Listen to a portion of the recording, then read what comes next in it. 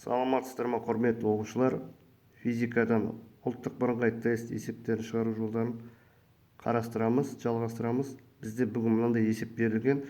Қатаңдығы К1 1 килоньютон бөлінген метр және К2 3 килоньютон бөлінген метр серіппенің өзара параллель және тізбектей жалғап, қандай серіппенің қатаңдығын алуға болады?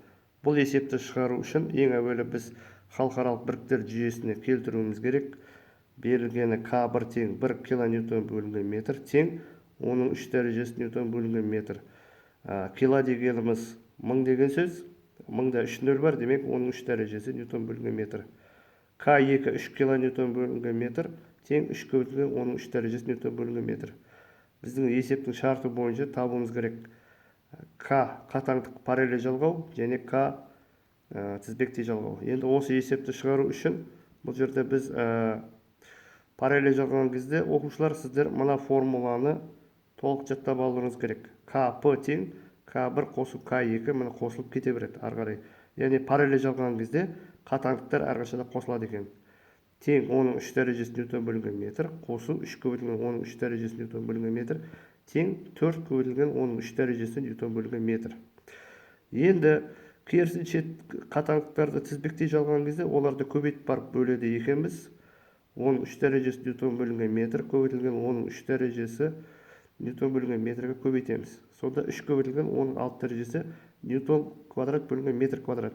Яғни көбейтілген кезде ньютон мен ньютон квадратталды, метр мен метр квадратталды. Енді оларды қосқан кезде мына формуладан көріп тұр. Біз тура алдындағы мәнді алдық, бірақ бұл жерде қосылған кезде оқушылар өлшем бірліктері көбейтілмейді екен. Ньютон квадрат пен ньютон қысқарады, метр квадрат пен метр қысқарады. 3-ті 4-ке бөлеміз.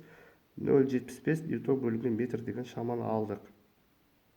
Енді осы ОБТ есептерін шығару барысында көп оқушылардың кетіретін бір қателік бар, соны айтып кетейік.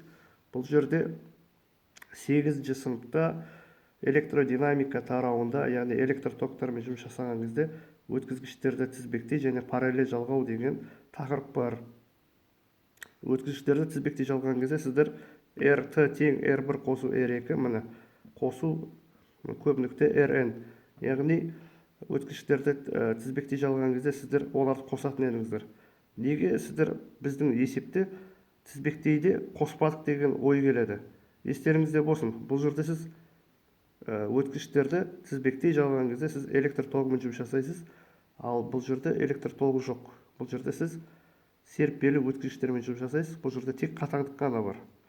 Енді бұрынғы 8-ші сыныптық электродинамика тарауында өткізгіштер параллель жалған кезде олар көбейтіп барып қосылысында бөлетін едіңіздер. Сіздер ойлауларыңыз керек. Неге біз қатаңдықты есептеген кезде осы формулаға ұқсас қылып салмадық? Мына жерде параллель деп тұр ғой деп ойлауларыңыз мүмкін сіздер. Бірақ өкінішке орай олай емес екен. Біз жаңағыдай серіппенің қатаңдығымен жұмыс жасаған кезде тоқетері параллель жалғасақ оларды қосамыздар үнемі, ал егер тізбектей жалғайтын болсақ оларды көбейтіп барып бөледі екенбіз. Бұл осы жерде қателікті жібермеңіздер оқушылар. Бүгінгі сабақ сіздерге түсінікті деп ойлаймын. Біздің каналымызға жазылыңыздар, подписаться етіңіздер. Бұл сабағымыз тегін, таратуды ұмытып кетпеңіздер. Сау саламат болыңыздар. Сұрақтарыңыз болса комментарийға жазуды ұмытпаңыздар.